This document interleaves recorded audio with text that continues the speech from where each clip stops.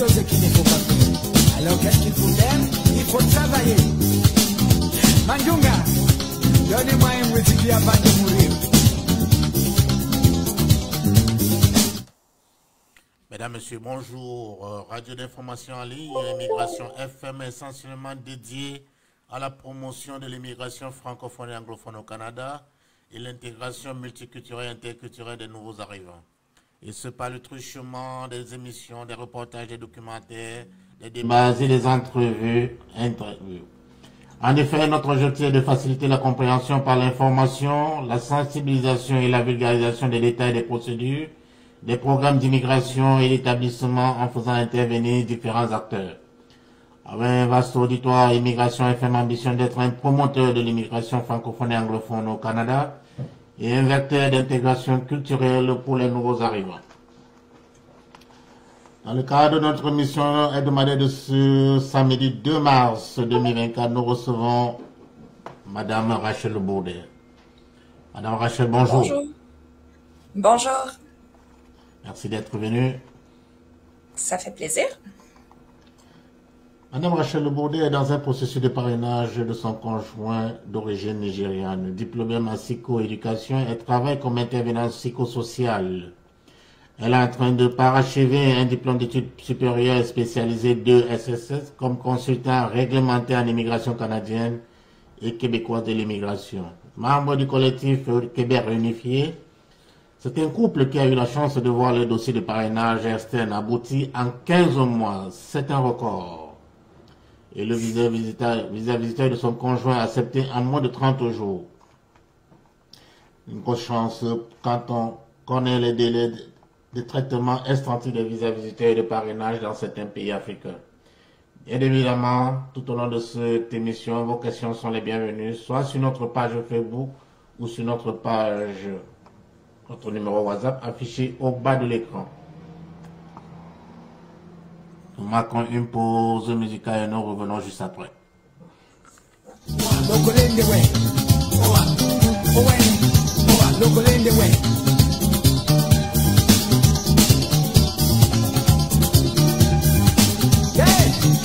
Quand la terre est encore terre, tout le monde est déjà frère. Mais maintenant c'est parti. À tous mes amis de taxi, balancez la sauce.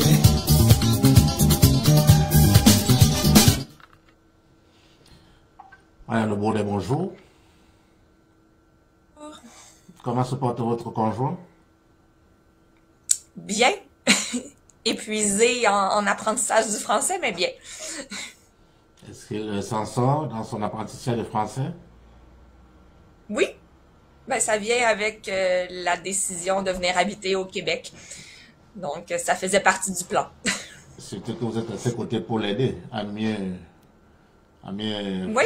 progresser dans son apprentissage, c'est ça? Oui.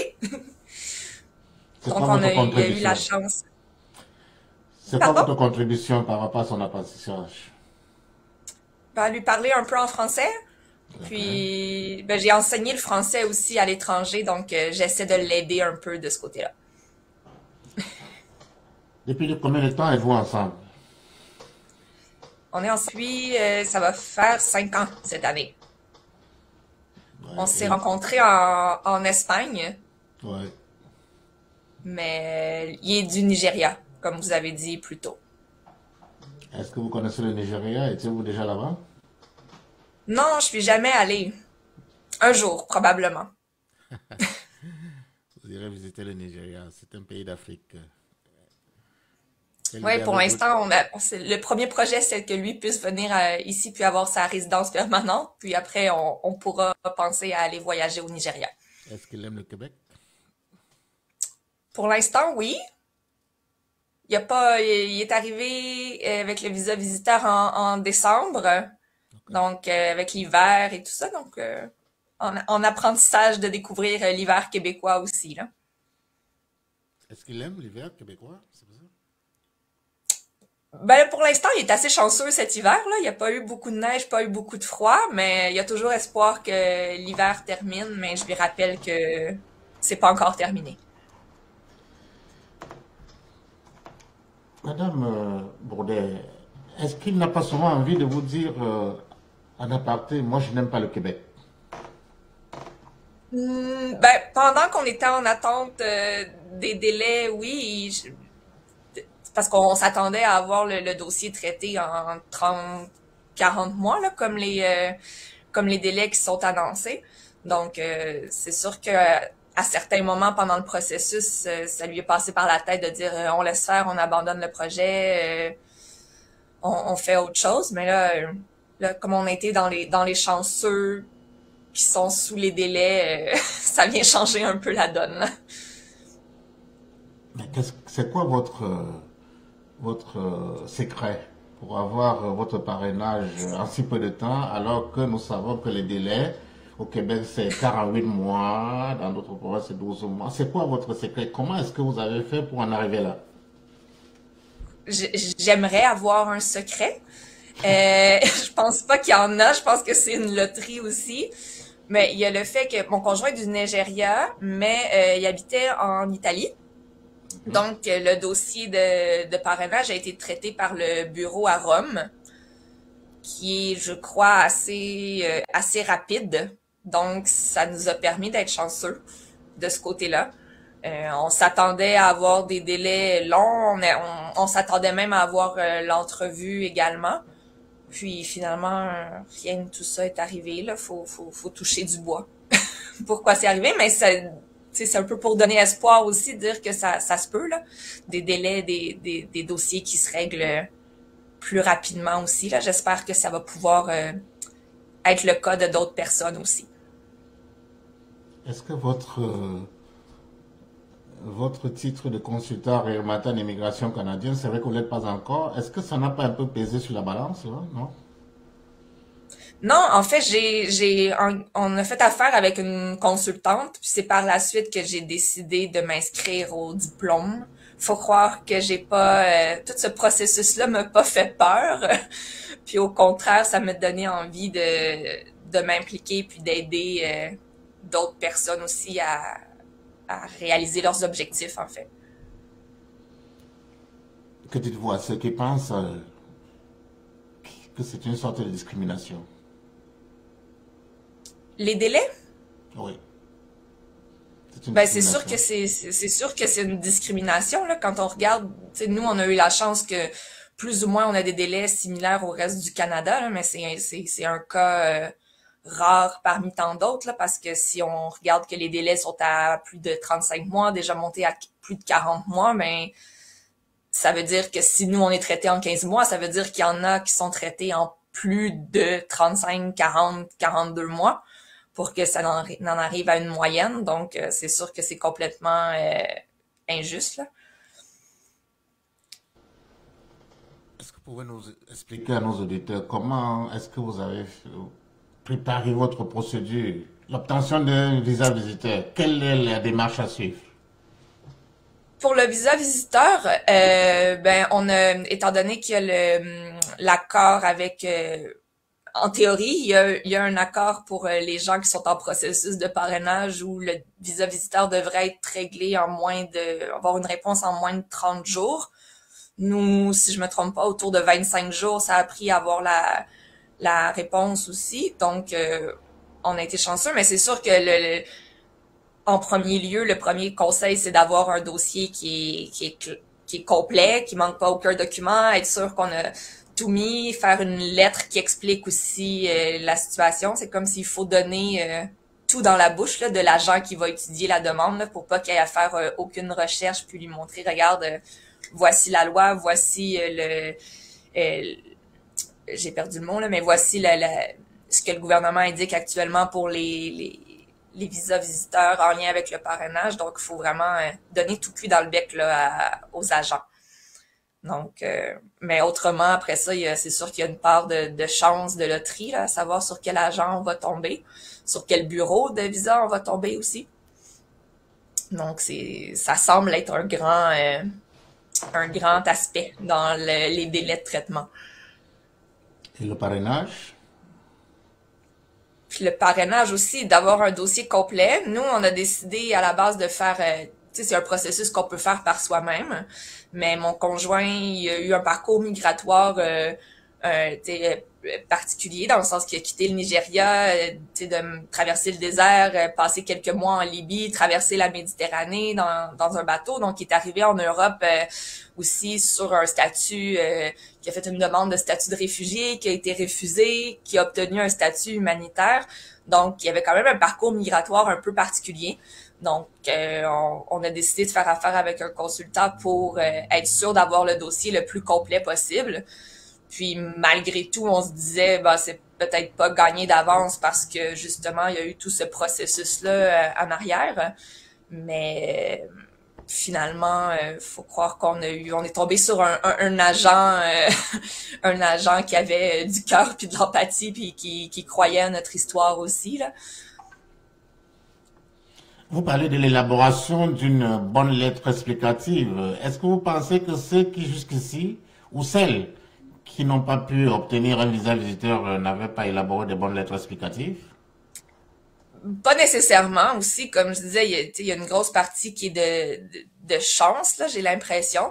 Mais c'est sûr que des fois, d'avoir une lettre, le dossier le mieux préparé possible, d'en mettre plus que nécessaire aussi dans le dossier.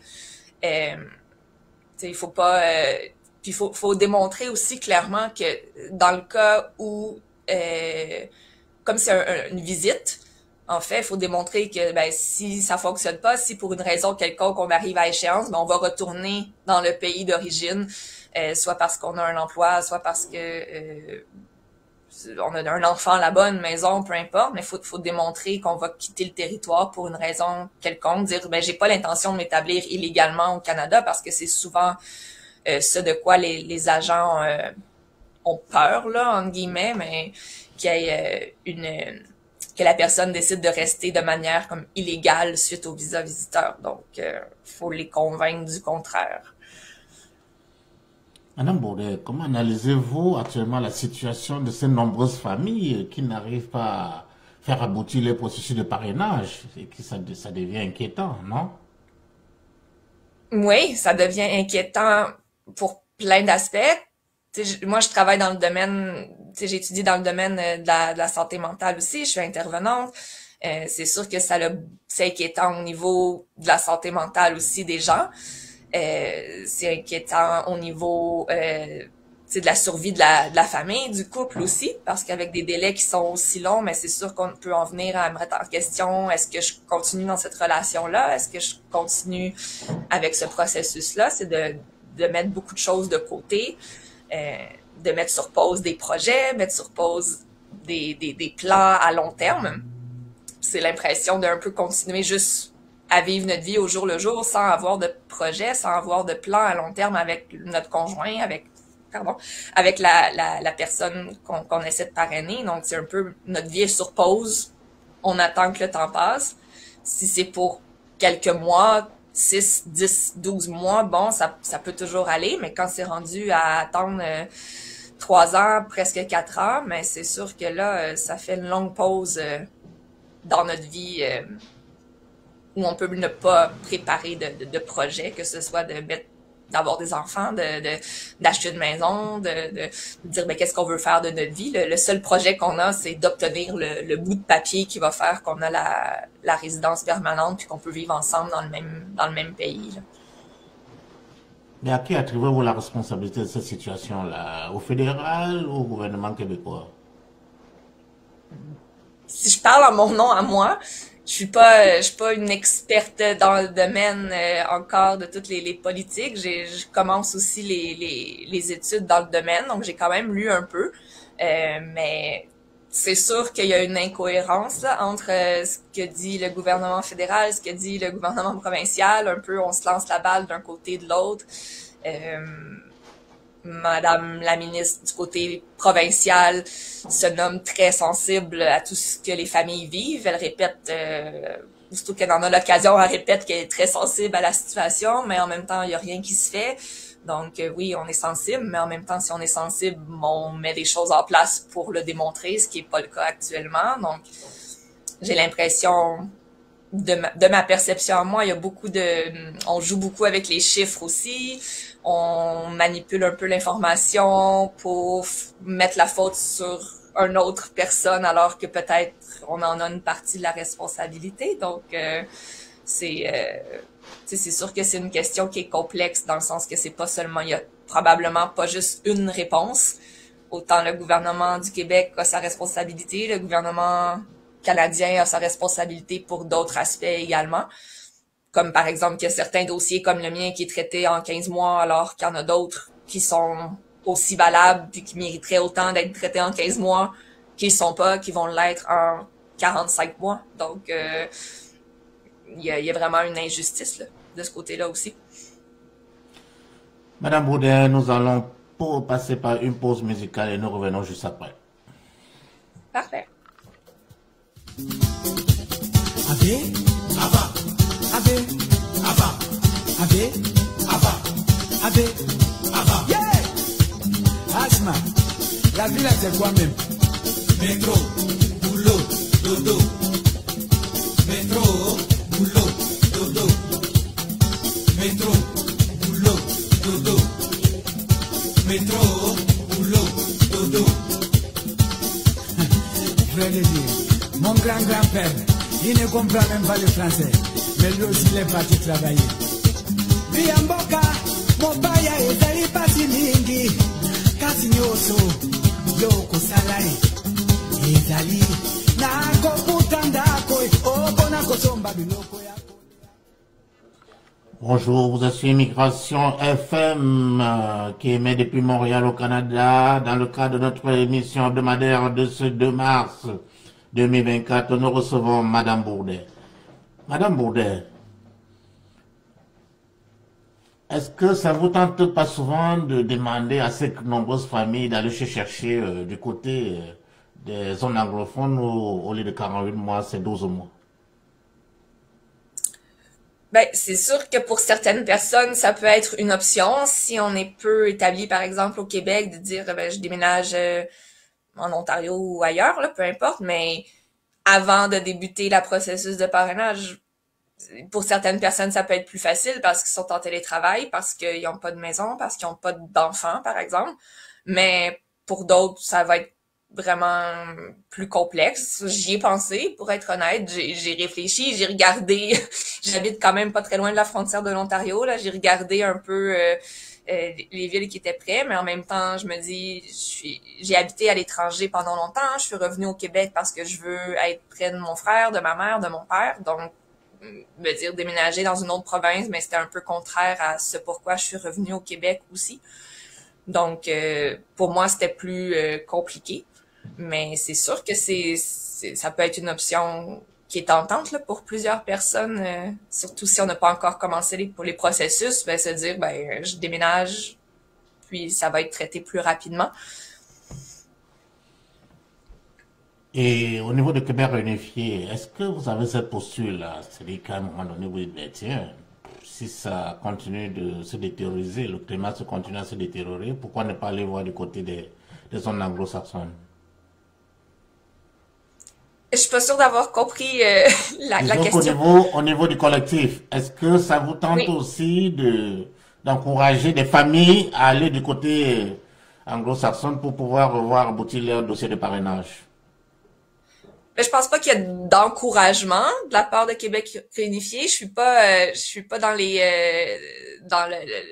membres de la direction là, si on peut dire, mais c'est sûr que c'est une décision c'est quelque chose qui est individuel chacun doit pouvoir faire sa décision à ce propos-là en fonction de sa situation personnelle, en fait. Puis c'est pas l'objectif de Québec réunifié non plus, là. Le but, c'est pas d'encourager les gens à déménager hors du Québec. Si ça s'appelle Québec réunifié, c'est justement parce que c'est des gens qui ont le Québec à cœur aussi, qui ont envie de pouvoir vivre au Québec, qui ont choisi le Québec ou qui sont nés ici, qui ont choisi d'y rester.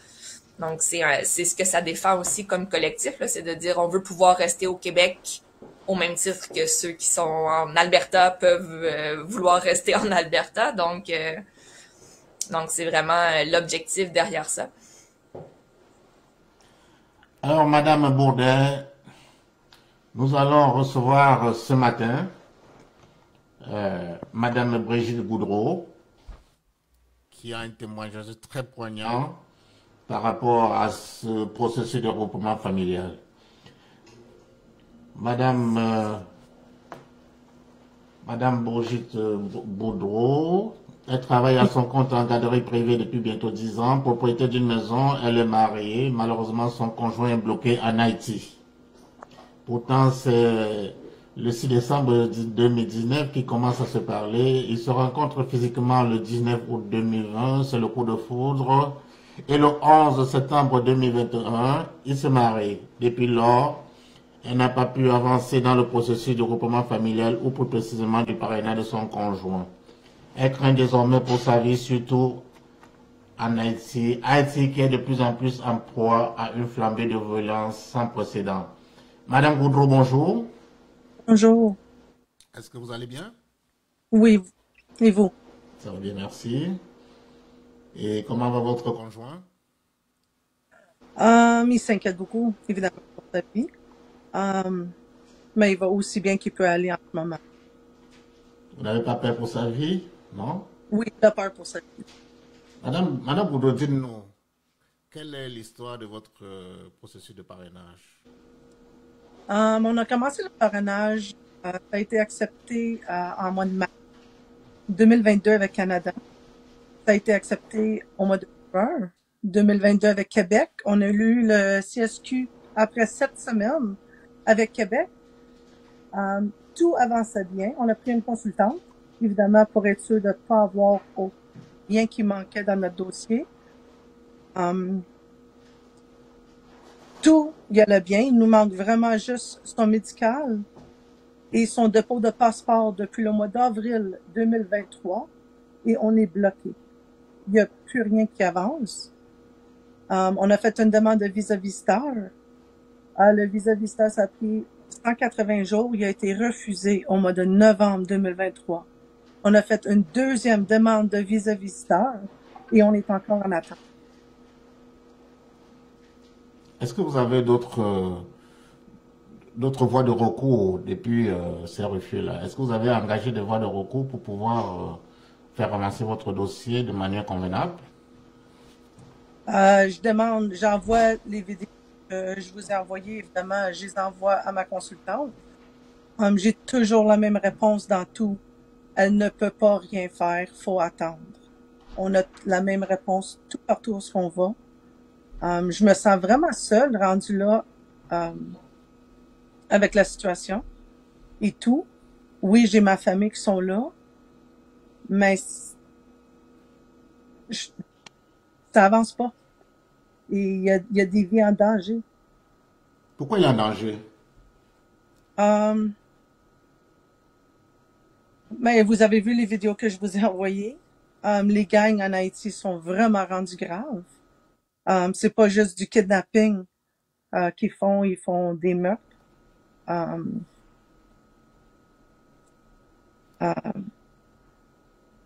C'est traumatisant de voir les vidéos. C'est pas bon en Haïti en ce moment. Est-ce que vous communiquez souvent? On se parle à tous les jours. Mais moi, j'ai beaucoup d'anxiété en ce moment à cause de tout ce qui arrive là-bas. Puis j'essaie de rester calme. Si j'entends pas parler de lui avant comme 10 heures le matin, j'essaie de me parler pour rester calme. Parce que je sais pas si il est vivant ou pas. Ça date depuis quand votre dernière rencontre physique? Au mois de février l'année passée. Et vous étiez en Haïti, c'est ça? Oui. Est-ce que vous avez un message pour de nombreuses familles qui attendent comme vous? On essaie de rester forte. Qu'on se soutient un puis de l'autre. Puis on n'est pas tout seul, même si on sent qu'on est tout seul.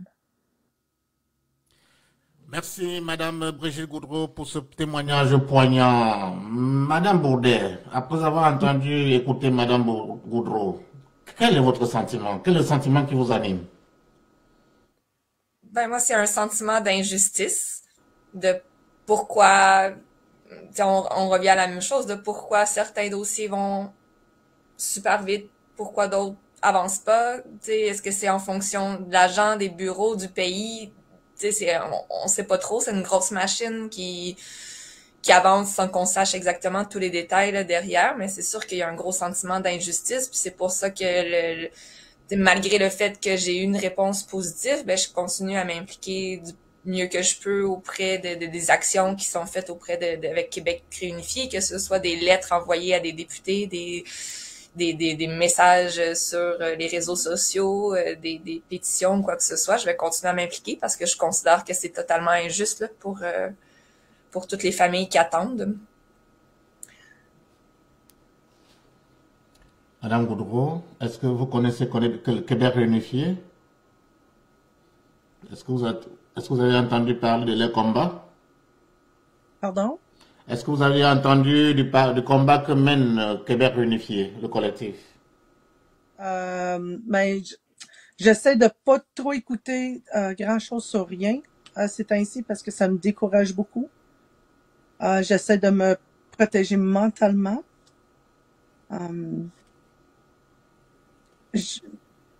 J'ai tendance, c'est ainsi, de me refermer. Merci beaucoup. Vous pouvez vous déconnecter et puis nous allons continuer l'émission avec Madame Bourdet et nous venons juste après cette pause musicale. Bon courage, Madame Goudreau. Merci beaucoup.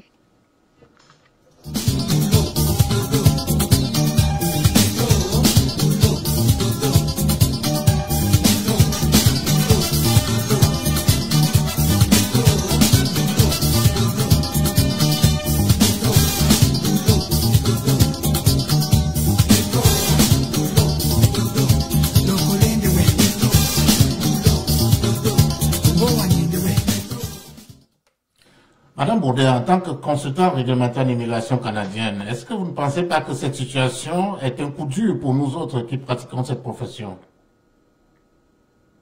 Consultante, loin de là, il me reste encore 2 ans d'études. Ouais. Mais c'est sûr que oui, ça complexifie les choses aussi parce que, tu sais, oui, on aide les gens le but, c'est d'aider les gens du côté administratif de tout ça, les aider dans les papiers à remplir, les formulaires, les contacts avec le gouvernement, mais il y a l'aspect humain aussi derrière tout ça. Je peux facilement imaginer là d'avoir des clients qui nous appellent, dire ça avance pas, qu'est-ce qu'on fait, puis être totalement impuissant par rapport à cette situation-là. C'est un gros côté humain, puis je pense que c'est ce qui vient me toucher aussi. J'ai étudié dans le domaine à la base en lien un peu avec la psychologie, si on veut. Donc, c'est sûr que c'est quelque chose qui me touche particulièrement, tout ce qui est en lien avec la santé mentale. Puis, c'est sûr que ça a beaucoup d'impact. Donc, comme consultant, ça devient difficile de départager l'humain de l'administratif, là, disons, entre les deux. Donc, je peux facilement imaginer la détresse des clients qui peuvent contacter. Là, on parle de parrainage, mais ça peut être pour toute autre voie d'accès à l'immigration. Là. Une question de Marie Gervais-Pilon. Est-ce que votre conjoint a déjà accès à la francisation? Oui, en fait, on a été chanceux parce qu'on a eu le certificat du Québec assez rapidement, comme si je me trompe pas, quelque chose comme 5 mois après notre dépôt de demande. Donc, quand il est arrivé ici comme visiteur, il y avait déjà le certificat du Québec, donc ça lui permettait d'avoir accès aux cours de francisation déjà. Donc, ouais, ça c'est un autre dossier aussi, là, la francisation au Québec.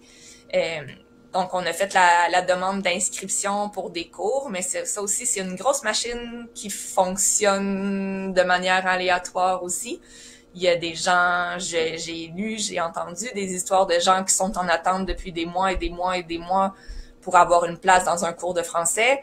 Ça aussi, on a gagné à la loterie, là, il a réussi à avoir une place dans un cours de français à temps complet qui a débuté il y a 1 mois, en fait. Donc, il a été un 2 mois, on a été un 2 mois à être à la maison, puis après, il a pu commencer à avoir son accès à la francisation.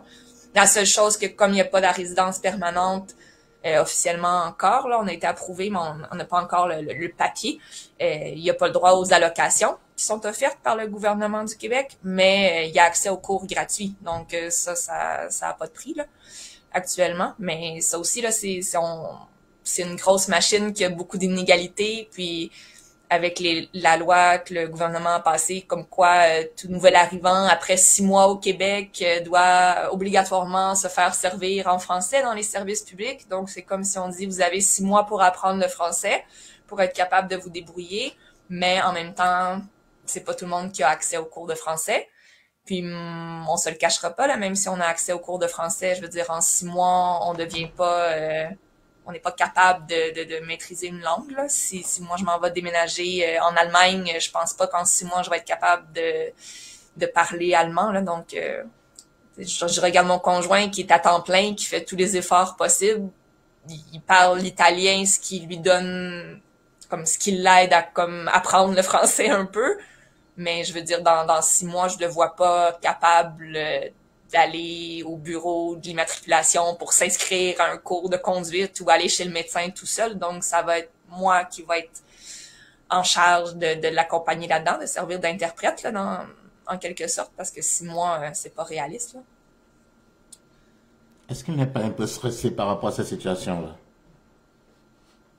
C'est sûr. Ben là, lui, actuellement, pour être honnête, ce qui le stresse le plus, c'est de pouvoir travailler. Il a envie de travailler. C'est juste ça qu'il veut, là. Travailler, travailler, travailler. En plus, qu'il voit partout des offres d'emploi. Nous embauchons. Je pense que c'est un des premiers mots en français qu'il a appris quand on est arrivé au Québec.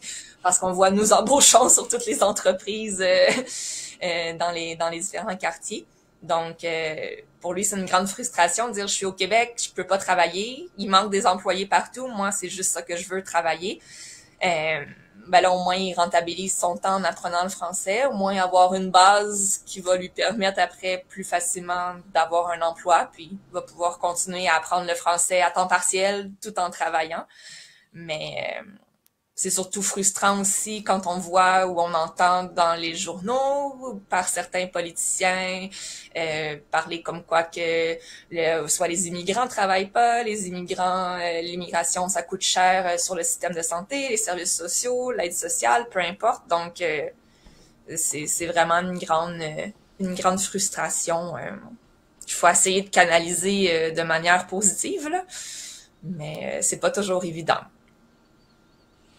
Mais dans tous les cas, vous semblez bénéficier d'une discrimination positive à tous les niveaux. Votre visa visiteur s'est accéléré, le parrainage accéléré, francisation. C'est une chance, hein? Écoute, j'espère que ma présence ici, ça peut donner espoir à certaines personnes comme quoi que c'est possible.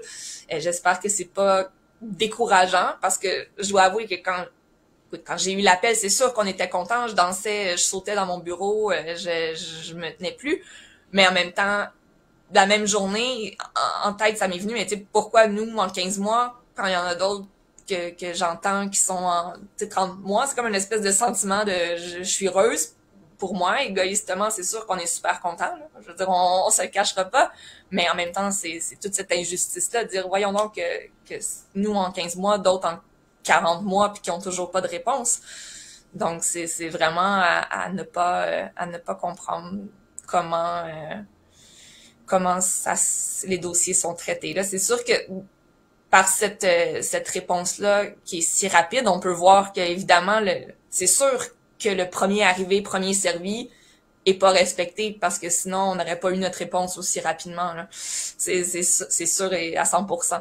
Donc je crois que de ce côté-là, le gouvernement du Québec a raison de dire que le Canada respecte pas l'ordre du premier arrivé, premier servi. Ça, je suis d'accord avec eux. Pour tout le reste de ce que le gouvernement du Québec indique vouloir mettre qui met sur la faute du gouvernement du fédéral, ben je suis pas nécessairement d'accord avec eux. Parlons un peu des catégories d'immigration. On a l'impression que contrairement aux visas visiteurs, au programme régulier de travail qualifié du Québec, travail qualifié fédéral et tout le reste, la catégorie de regroupement familial semble être le plus lésé, la plus lésée. Qu'en pensez-vous? Je sais pas si c'est la plus lésée, honnêtement, parce que j'ai pas, je suis un peu moins ce qui se passe de l'autre côté. Je sais que du côté des programmes des réfugiés aussi, il y a des iniquités au niveau du Québec, que certains peuvent attendre jusqu'à une dizaine d'années pour avoir, jusqu'à 10 ans, je crois, j'ai vu, pour avoir le statut de résident permanent, alors que c'est différent dans les autres provinces aussi. Donc, puis dernièrement, c'est le clou sur lequel le gouvernement du Québec tape beaucoup là dans les médias, dans la guerre avec le gouvernement fédéral, à savoir qui a raison, est-ce que c'est Québec, est-ce que c'est Canada par rapport au nombre d'immigrants. Donc ça alimente le débat sur l'immigration, c'est sûr. On parle peu du regroupement familial, ou c'est peu connu aussi. Donc, le gouvernement actuel au Québec apprécie beaucoup l'immigration économique, comme il le nomme, parce que ça fait augmenter le salaire moyen au Québec, parce qu'ils peuvent imposer une connaissance de la langue française aussi.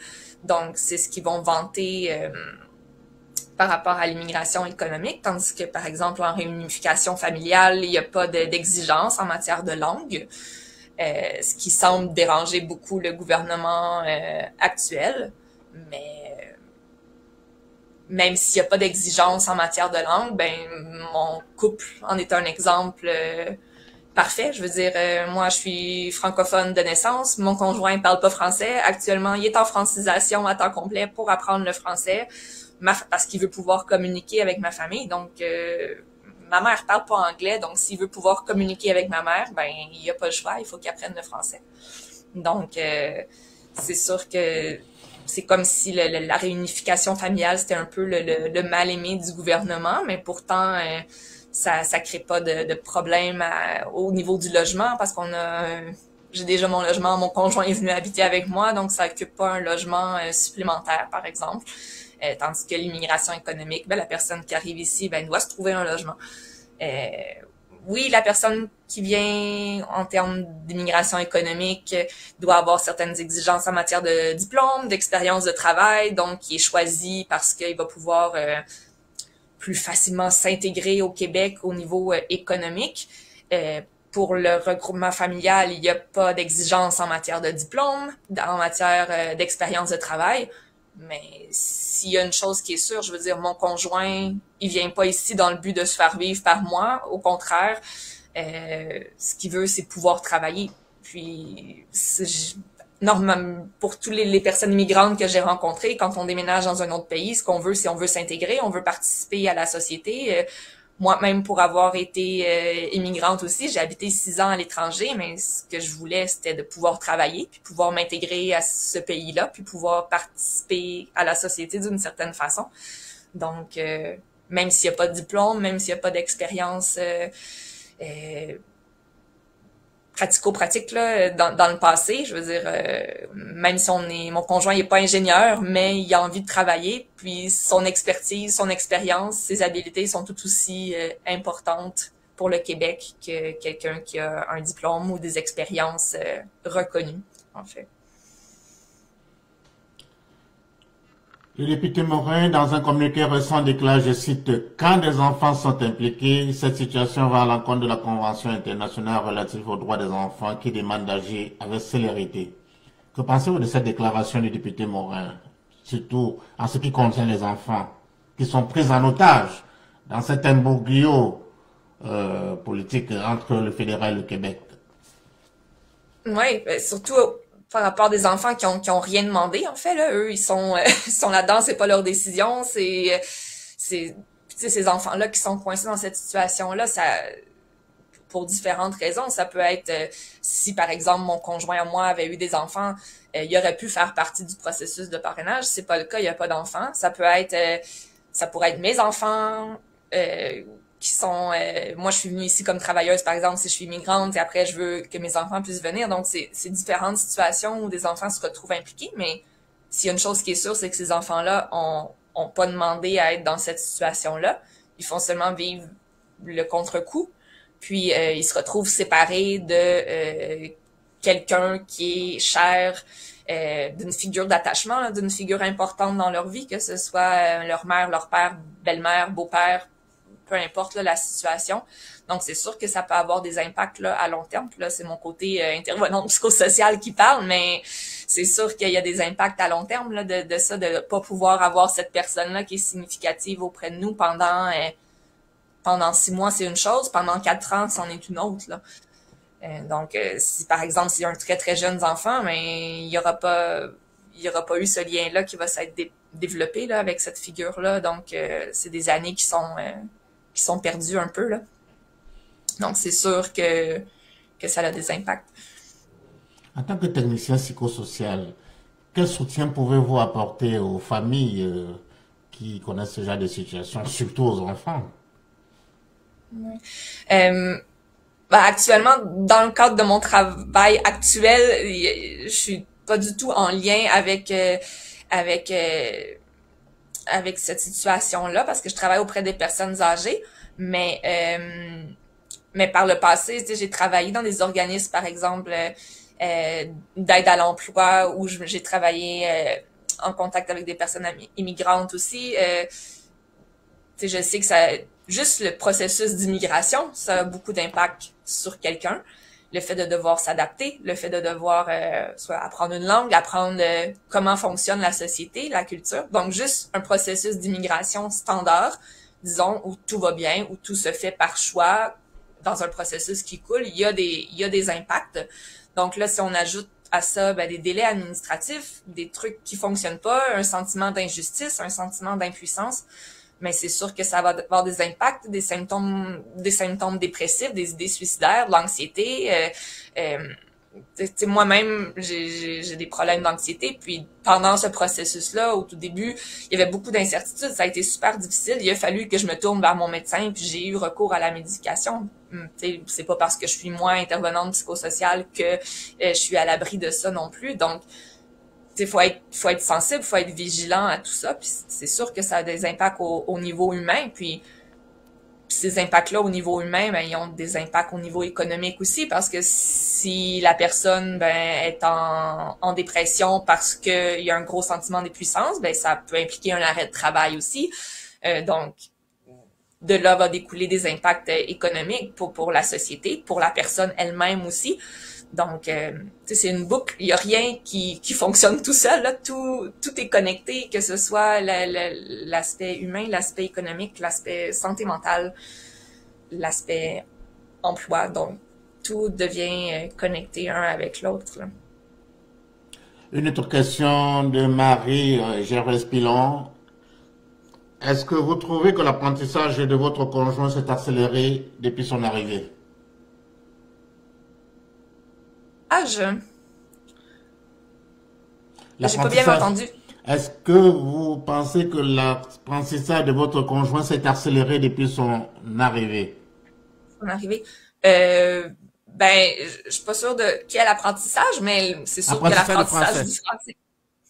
C'est sûr que oui, parce qu'avant d'arriver, il parlait pas du tout français, là. Autre que bonjour, merci, puis c'est à peu près tout. C'est sûr que là, avec les cours de français, oui, l'apprentissage se fait de manière exponentielle, en fait. Mais il y a l'apprentissage aussi de la culture, comme de ma culture à moi aussi. On a habité ensemble alors qu'on était en Espagne, en Italie. Donc, les deux, on se retrouvait dans un pays qui était pas notre culture, notre identité à nous. Donc là, de se retrouver ici, là, il peut voir un peu d'où je viens, pourquoi je réagis de certaines façons, pourquoi ouais, c'est ça. Donc, tout cet apprentissage-là de la culture, c'est sûr que c'est exponentiel, là, de pouvoir être ensemble au Québec. Ça permet de mieux comprendre, lui, de mieux me comprendre, en fait. Hein. Au même titre que si la journée où je vais pouvoir aller au Nigeria avec lui, ça va me permettre de comprendre beaucoup de choses aussi. Donc, c'est un privilège qu'on a, là. Une autre question de Marie Gervais Pilon.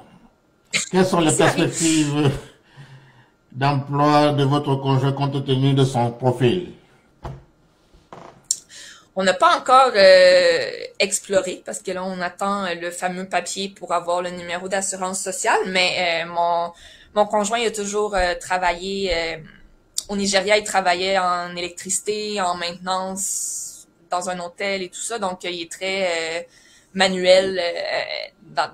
Il aime beaucoup ça. Il a conduit un chariot élévateur aussi, donc pour le genre d'emploi qu'il recherche, si je me fie à mon expérience dans un organisme d'aide à l'emploi, ben c'est un genre d'emploi où il y a des possibilités énormes d'emploi. Il y a beaucoup d'offres d'emploi que ce soit dans les entrepôts, dans des usines, dans les shops là, qu'on appelle ici, mais c'est sûr que dans les quartiers industriels, là, toutes les entreprises embauchent, donc on est vraiment pas trop inquiète là, pour lui parce qu'il est débrouillard, il a envie de travailler, il est motivé, il va être là à l'heure, donc c'est pas une inquiétude. L'inquiétude, c'est peut-être plus au niveau du français, parce que si c'est une entreprise où tout le monde parle français, lui, il parle pas encore, ben là, ça peut mettre des barrières dans les roues, là, un peu.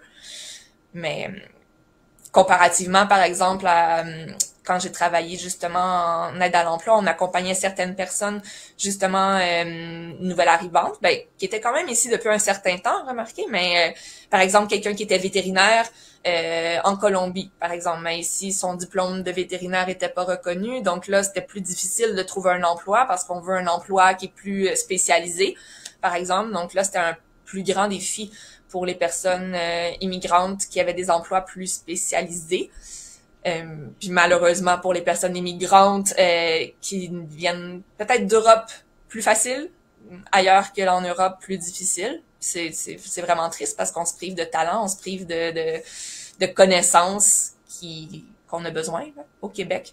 Donc pour revenir à mon conjoint, on espère que ça va bien aller. On pourra en reparler dans quelques semaines, moi, quand on débutera activement les recherches.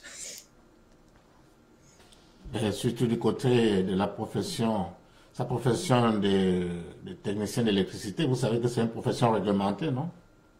Oui, mais c'est pour ça qu'ici, on n'a pas, il sait qu'il pourra pas travailler en électricité, mais tout ce qui est plus manuel dans un entrepôt, dans une usine, une chaîne de montage, tout ce qui demande pas de diplôme, en fait, ben, c'est des domaines souvent qui l'intéressent. Donc, il y aura quand même plusieurs possibilités, là, que ce soit pour commencer dans une épicerie, lui, ce qu'il veut, c'est travailler, là. Donc, une première expérience, puis après, on ajustera en fonction de cette première expérience-là.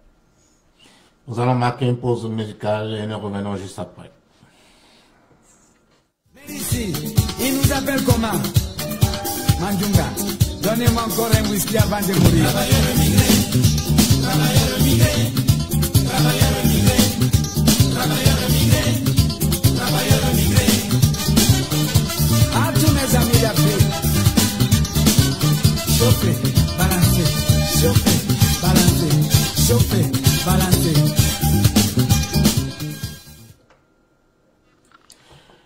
Dans la parution du journal Le Devoir du 1er mars courant, un Guinéen résidant au Québec et menacé d'expulsion s'est tourné vers les tribunaux les demandant de résoudre les délais de traitement inusuel d'immigration dans la catégorie du regroupement familial. Monsieur Kaba, puisqu'il s'agit de lui reproche au gouvernement du Premier ministre François Legault d'avoir engendré les délais d'attente déraisonnables pour les immigrants en attente d'un parrainage. Madame Broudet, est-ce qu'on peut parler d'un ras-le-bol? Oui, très certainement. Oui, probablement que ras-le-bol, c'est un mot poli. Mais non, c'est sûr là, que surtout que on a l'impression que le message se rend pas non plus. Donc c'est comme si l'information se rendait pas à la bonne personne. Donc c'est encore plus frustrant pour les gens en attente de parrainage, là. Puis ça peut en arriver justement avec, j'ai oublié son nom, Madame Boudreau, qui nous parlait juste avant, qui disait s'isoler puis essayer de pas trop lire sur le sujet parce que justement, ça en devient frustrant. Donc pour certaines personnes, c'est sûr que c'est une manière de se protéger là-dedans parce que à force de lire des mauvaises nouvelles, c'est sûr que ça peut être décourageant, là. Si vous étiez à la place de M. Kaba, auriez-vous adopté la même posture? Ben, j'ai pas très bien entendu, en fait, le titre là, que vous avez lu. Oui, ben, il a porté plainte parce qu'il estime que les délais sont déraisonnables et inhabituels, ce qui va conduire à sa déportation. D'ailleurs, il est défendu dans cette cause par Maître Lapointe. Ah oui, c'est ça. Mais justement, les actions juridiques, ben fallait s'y attendre là, que ça allait venir. Surtout Maître Lapointe qui avait fait la mise en demeure. Là, donc c'était, on imaginait que ça allait venir. C'est venu finalement. Donc on va voir qu'est-ce qu'il y en est. Malheureusement, c'est des processus qui sont tellement longs qu'on verra pas la fin de cette histoire-là là, encore avant un bout. Puis ça serait pas surprenant là, qu'il y ait d'autres actions juridiques qui s'en viennent parce que c'est vraiment une injustice, puis c'est de la discrimination parce qu'on habite au Québec, parce qu'on a choisi le Québec. Donc Madame Bourdin, est-ce que le collectif pour lequel vous êtes membre suscite quand même de l'espoir auprès des familles qui attendent la fin de ce processus? Ben, j'espère. Je peux parler pour moi, en fait, que de voir qu'il y avait des gens qui connaissent ce dont ils parlent, qui ont des compétences dans différents domaines, qui s'unissent pour mettre de la pression, pour faire entendre notre voix aussi. Moi, ça m'a aidé pendant cette période-là d'attente. J'avais l'impression de pouvoir participer à faire quelque chose, que ce soit d'envoyer des lettres aux députés, que ce soit de signer une pétition, mais ça donne l'impression qu'on a un certain pouvoir sur notre situation. En fait, ça l'enlève peut-être une partie du sentiment d'impuissance. Ça l'enlève pas totalement, c'est sûr, mais au moins ça donne l'impression de pouvoir faire changer les choses. Puis j'espère que ça va continuer, puis ça va pouvoir... le collectif va pouvoir atteindre son objectif, en fait, parce que c'est totalement injuste. Au moins, une chose que c'est sûr que depuis le début qui a été fait, ben c'est que on parle du sujet du regroupement familial. Ça fait ressortir certaines informations qui font pas de sens aussi par rapport à cette situation-là, parce que je suis pas certaine que si Québec réunifié n'existait pas, mais je suis pas certaine qu'on en aurait parlé autant dans les médias dans les derniers mois. Donc au moins ça garde le sujet dans l'actualité, puis ça permet de faire en sorte que on nous oublie pas, en fait.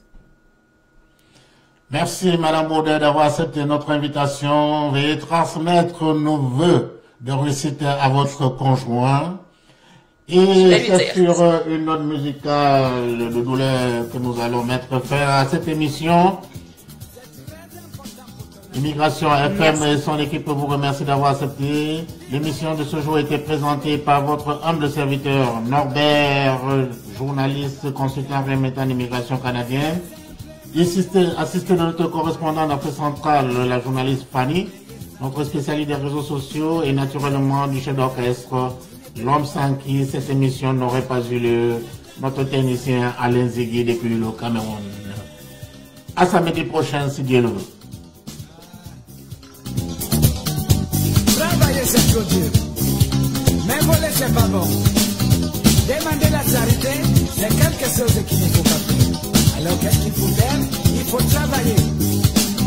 Mandunga, donnez-moi un whisky à